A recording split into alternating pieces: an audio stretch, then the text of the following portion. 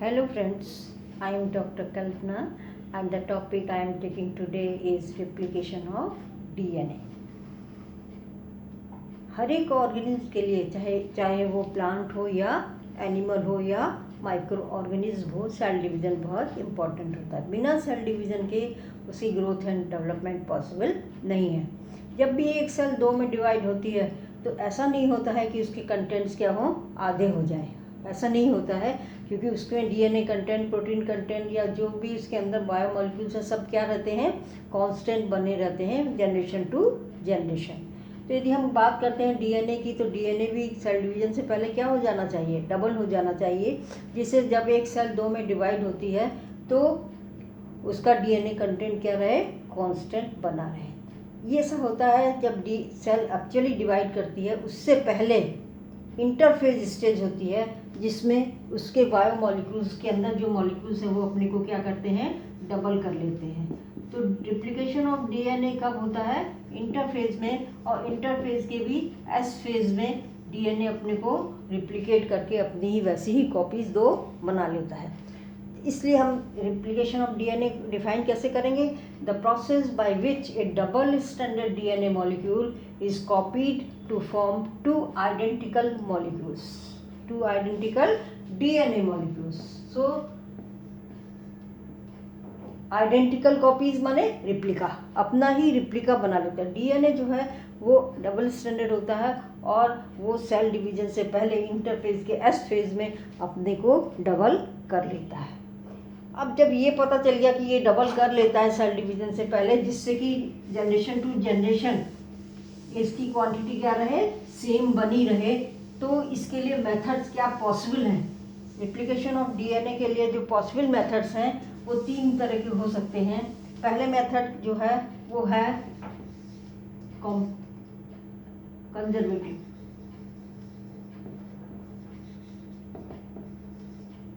पहला possible method हो सकता है कंजर्वेटिव, जिसमें क्या होगा, ये डीएनए है मॉलिक्यूल,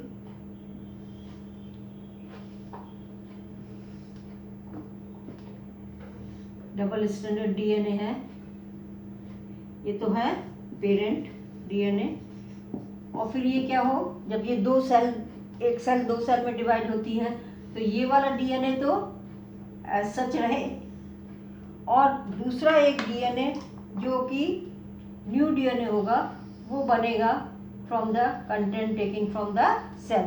तो ये तो हो जाएगा ओल्ड स्ट्रैंड डीएनए, और ये क्या होगा, न्यू।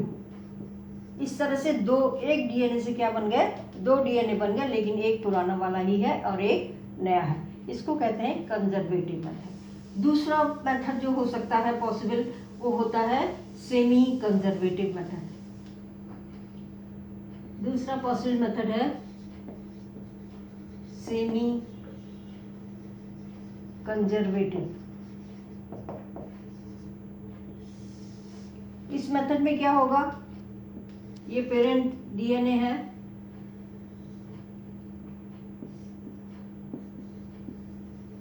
इसमें दो स्ट्रैंड्स हैं, ये दोनों स्ट्रैंड्स क्या हो जाएंगे, सेपरेट हो जाएंगे। इनके बीच में हाइड्रोजन बॉन्ड होता है, वो टूट जाते हैं और ये दोनों ये सेपरेट हो जाते हैं। ये हो गए टेम्पलेट, क्योंकि अब इन्हीं पर जो है अपना अपना कॉम्प्लीमेंट्री स्ट्रैंड ये बनाएंगे। तो एक तो ये वाला था पहला वाला, और ये दूसरा वाला है, तो ये अपना कॉम्प्लीमेंट्री बना लेगा और ये अपना कॉम्प्लीमेंट्री बना लेगा। ये वाला तो हो गया ओल्ड स्ट्रैंड और ये हो गया न्यू स्ट्रैंड। ये क्या हो गए, डॉटर डीएनए या प्रोजेनी डीएनए।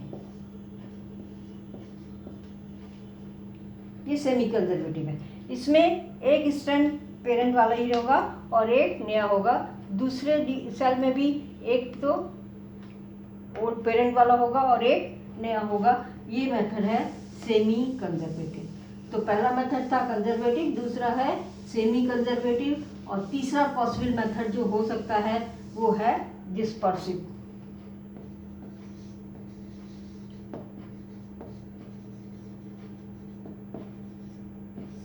इस मेथड में क्या होगा, ये पेरेंट डीएनए है,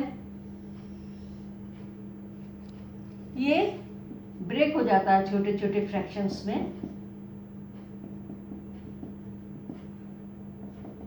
एक फ्रैक्शन, कुछ फ्रैक्शन तो यहाँ आ गए, कुछ फ्रैक्शंस यहाँ आ गए, और उसके बाद नया जो बनता है डीएनए का पार्ट वो इनके बीच बीच में आ जाता है। जैसे ये पुराने वाले हैं, या यहीं पर ले लेते हैं, इनकी ये जो बीच में जगह बची इसमें क्या आ जाएगा, नया वाले फ्रैक्शन, इसको जुड़ के कंप्लीट कर देते हैं।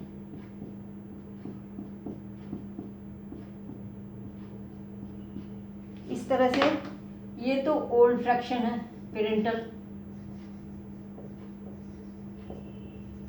और ये जो होंगे वो क्या होंगे, न्यू फ्रैक्शंस होंगे।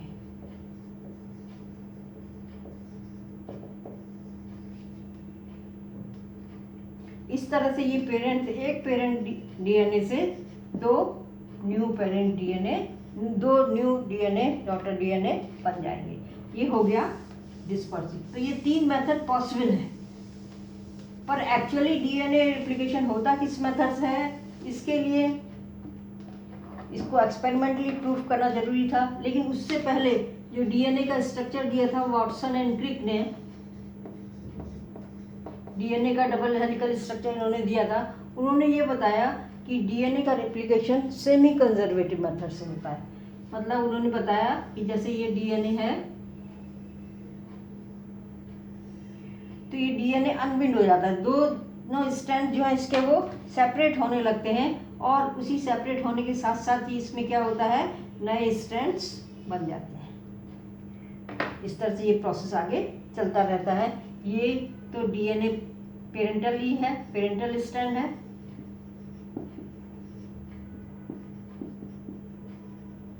और ये न्यू स्ट्रैंड है। लेकिन ये क्या थी, प्योर हाइपोथेसिस थी, हाइपोथेसिस थी वाटसन एंड क्रिक की।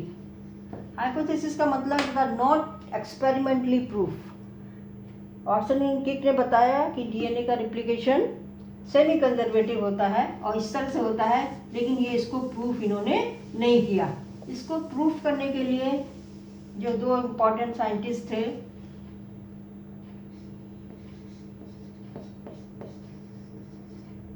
Matthew Meselson and Franklin stall, इन्होंने एक्सपेरिमेंट किया, एक्सपेरिमेंटली प्रूफ किया कि yes it is semi conservative. इन्होंने 1958 में इशरिचिया कोलाई बैक्टीरियम पर एक्सपेरिमेंट किए, और अपना जो रिजल्ट उनको ऑब्जर्वेशन जो मिला था उससे इन्होंने ये इन्फ्रेंस निकाला कि ये सेमी कंजर्वेटिव है। बाद में, क्योंकि ये तो बैक्टीरिया था, लेकिन बाद में हायर प्लांट्स पे भी किया बहुत से साइंटिस्ट ने, जैसे कि टेलर एट अल, टेलर और उनके सहयोगी ने 1958 में ये हायर प्लांट्स पे किया, बीसिया फेबा, इस प्लांट पे इन्होंने एक्सपेरिमेंट किया, और इन्होंने बताया कि हाँ यस, द क्रोमोसोम पे जो डीएनए होता है उसमें भी उसका रेप्लिकेशन भी सेमी कंजर्वेटिव होता है।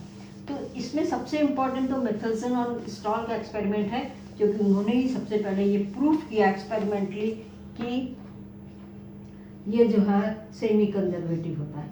इसलिए बहुत इम्पॉर्टेंट है मेसेल्सन एंड स्टॉल एक्सपेरिमेंट।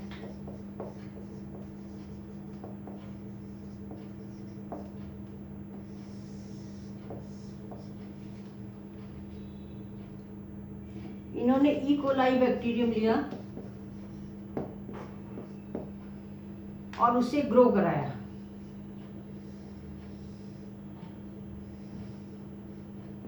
ये तो बैक्टीरियम है, और उसे ग्रो कराया कल्चर मीडियम में। उस कल्चर मीडियम में इन्होंने क्या लिया, अमोनियम क्लोराइड सॉल्यूशन। डीएनए के लिए नाइट्रोजन बहुत जरूरी है, और नाइट्रोजन का सोर्स इन्होंने क्या दिया, अमोनियम क्लोराइड। लेकिन अमोनियम क्लोराइड कैसा था, N15 माने heavy nitrogen.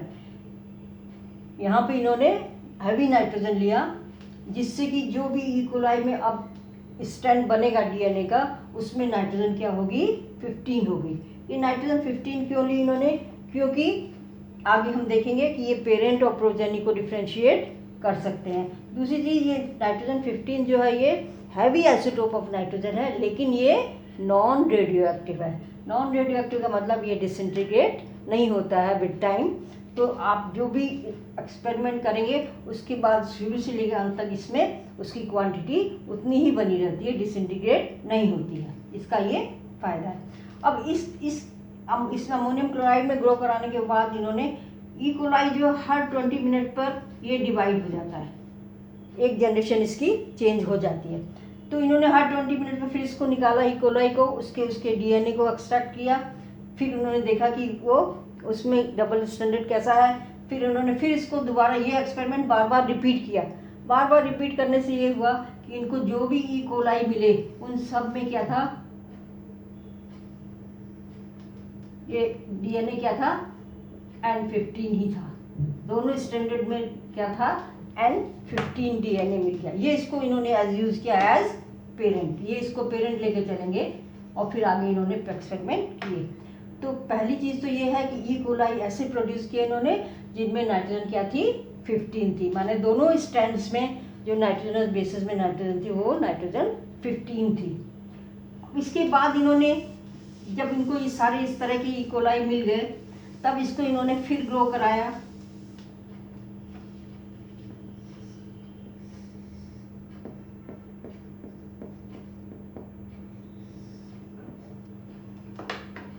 Ammonium chloride solution में। लेकिन अब की बार अमोनियम क्लोराइड क्या था, अमोनियम क्लोराइड सॉल्यूशन क्या था, इसमें नाइट्रोजन नॉर्मल नाइट्रोजन थी, माने ये 14 वाली थी। और जो ई कोलाई थी उसमें नाइट्रोजन क्या थी, 15 थी। यहाँ क्या फ़ायदा होगा, एक बार इन्होंने 15 लिए, एक बार 14 ली, क्योंकि जो पेरेंटल थे उसमें नाइट्रोजन 15 थी। अब ये नाइट्रोजन 14 में ग्रो कर रहे थे, जो भी नए डिस्टेंस बनेंगे डीएनए के उन सब में वो क्या होगा, 14 होगा, क्योंकि नाइट्रोजन कहाँ से लेगा, वो कल्चर मीडियम से। तो N15 और N14 यहाँ पे इसलिए लिया इन्होंने जिससे वो पेरेंटल और प्रोजेनी डीएनए में डिफ्रेंशिएट कर सकें। तो इन्होंने इसको ये किया। उसके बाद इन्होंने हर 20 मिनट पर ई कोलाई से डीएनए को एक्सट्रैक्ट किया और उसमें से केवल डबल स्टैंडर्ड डीएनए को उन्होंने डिसॉल्व किया किसमें, सीजियम क्लोराइड सॉल्यूशन में।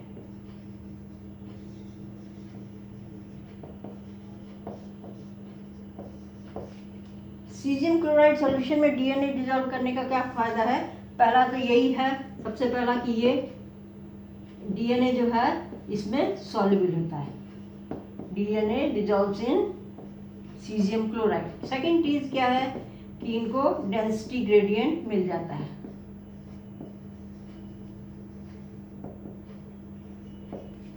सीजियम क्लोराइड की खास बात क्या है कि यदि इसका सॉल्यूशन है और उसमें डिफरेंट इंग्रेडिएंट्स हैं जो कि जिनकी डेंसिटी क्या है, अलग अलग है, यदि इसमें बहुत सारे ऐसे पार्ट्स हैं जिनकी डेंसिटी अलग अलग है या मास अलग अलग है, और फिर उसको आप सेंट्रीफ्यूज करो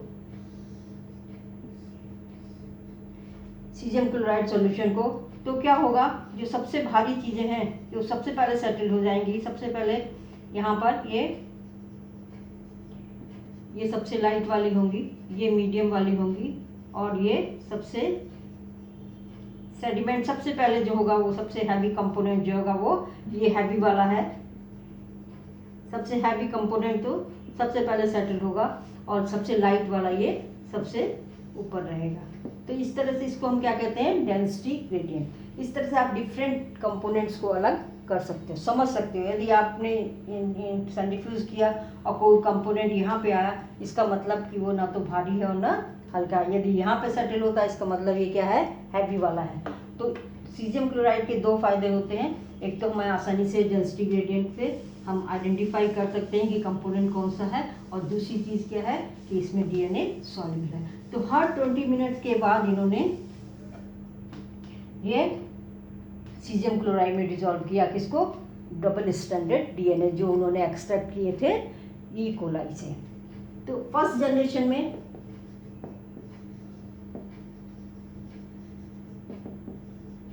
माने 20 मिनट्स के बाद जो उनको ई कोलाई मिले थे पेरेंटल के बाद, उसको उन्होंने सीजियम क्लोराइड में डिसॉल्व किया और उनको सेंट्रीफ्यूज किया। तो उनको क्या मिला, उनको सारे डीएनए इस जगह पर मिले। सारे डीएनए कहाँ पे इकट्ठे हो गए थे, यहाँ पर, ना तो हैवी और ना लाइट। ये इसको इन्होंने, ये क्या थे, हाइब्रिड बीज के थे ये, हाइब्रिड। हाइब्रिड क्यों थे, क्योंकि इनमें एक दो, हर एक डीएनए में 2 स्ट्रैंड है, उनमें से एक स्ट्रैंड तो 14 वाला था और एक स्ट्रैंड क्या था, 15 वाला। ये हाइब्रिड कितने मिले, 100%। जितने भी थे सब हाइब्रिड मिले।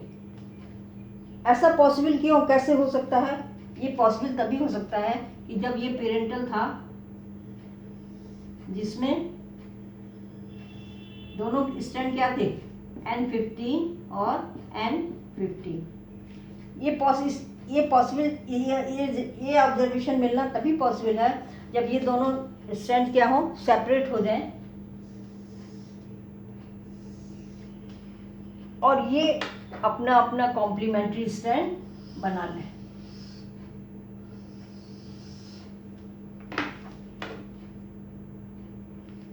ये वाला तो पेरेंटल होगा, ये होगा N15 और ये होगा N14, ये N14 और ये N15। एक एक तो ये पेरेंट वाला है और एक एक नया है। ये कैसा है, हाइब्रिड। ये कैसा है, हाइब्रिड, माने 100% हाइब्रिड। तो जो इनको यहाँ 100% हाइब्रिड मिले था, ये पॉसिबल तभी है जब ये क्या हो, सेमी कंजर्वेटिवली रिप्लिकेट हुए हो। इस तरह से रिप्लिकेशन पर ही इनको क्या मिल सकता है, ये हाइब्रिड मिल सकता है। फिर अगले 20 मिनट में, फिर नेक्स्ट 20 मिनट में इन्होंने फिर निकाला इसे, डीएनए एक्सट्रैक्ट किया, फिर उनको सीजियम क्लोराइड में डिसॉल्व किया और फिर अब ये सेकेंड जनरेशन।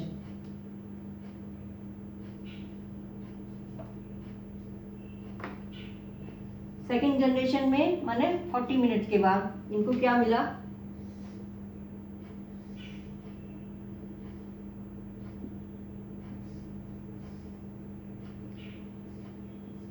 इनको कुछ तो डीएनए मिले हाइब्रिड रीजन में और कुछ मिले इनको टाइटर रीजन में।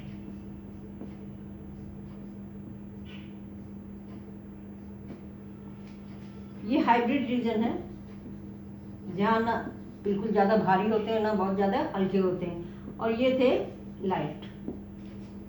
ये कितने थे, 50% और ये कितने थे, 50%। मतलब जो भी डीएनए मिले उसमें से आधे तो यहाँ सेटल हुए और आधे यहाँ सेटल हुए।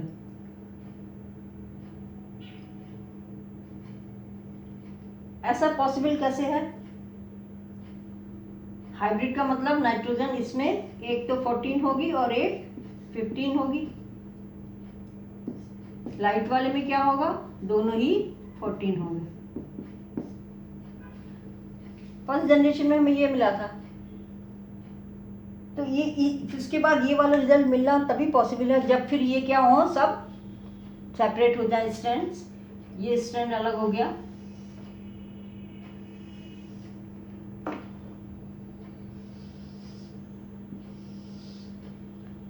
ये स्ट्रैंड्स क्या हो गए, सेपरेट हो गए। चार स्ट्रैंड, जो ये 4 स्ट्रैंड बन गए। और सेकंड जनरेशन में फिर क्या होगा, ये अपना कॉम्प्लीमेंट्री स्ट्रैंड्स बनाएंगे।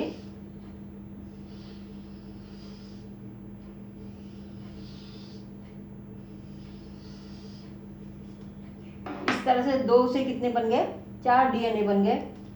ये तो क्या है स्ट्रैंड N15, ये है N14, इसके दोनों ही N14 हैं, इसमें भी दोनों N14 हैं, ये भी दोनों 14 है, ये N14 है, ये N15 है।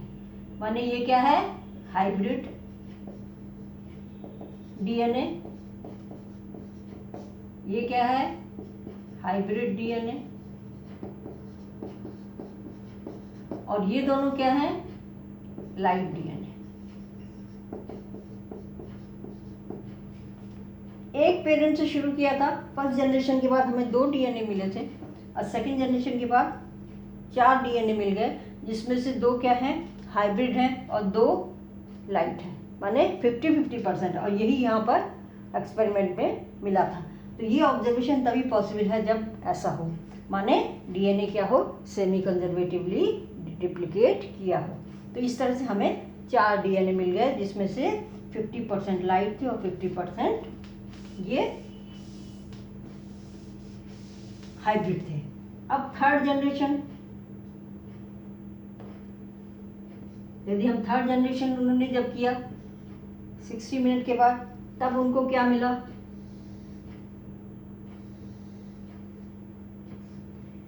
फिर उन्होंने डीएनए निकाले उसमें से और फिर सीजियम क्लोराइड में डिसॉल्व किए, तो उनको क्या मिला,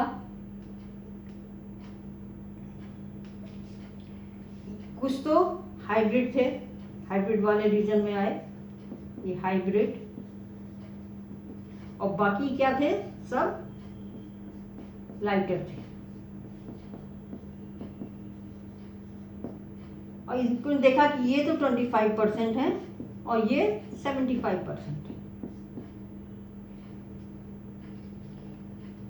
फिर हम देखते हैं ऐसा पॉसिबल कैसे है। हाइब्रिड का मतलब एक स्ट्रैंड में 14 और एक स्ट्रैंड में 15, लाइट का मतलब दोनों स्ट्रैंड में 14। ये वाला था सेकेंड जनरेशन में। अब यदि हम थर्ड जनरेशन देखते हैं तो ये सब सेपरेट होंगे स्ट्रैंड्स,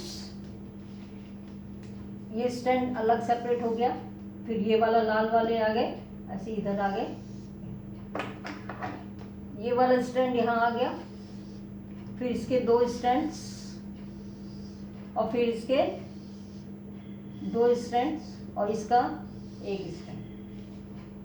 सेकेंड जनरेशन के बाद ये थर्ड जनरेशन होगा और इसमें फिर ये अपना अपना कॉम्प्लीमेंट्री बनाएंगे। उसके लिए नाइट्रोजन कौन सी लेंगे, 14 वाली लेंगे। तो ये तो सब अपने अपने कॉम्प्लीमेंट्री स्ट्रैंड्स इन्होंने बना लिए 14 लेके।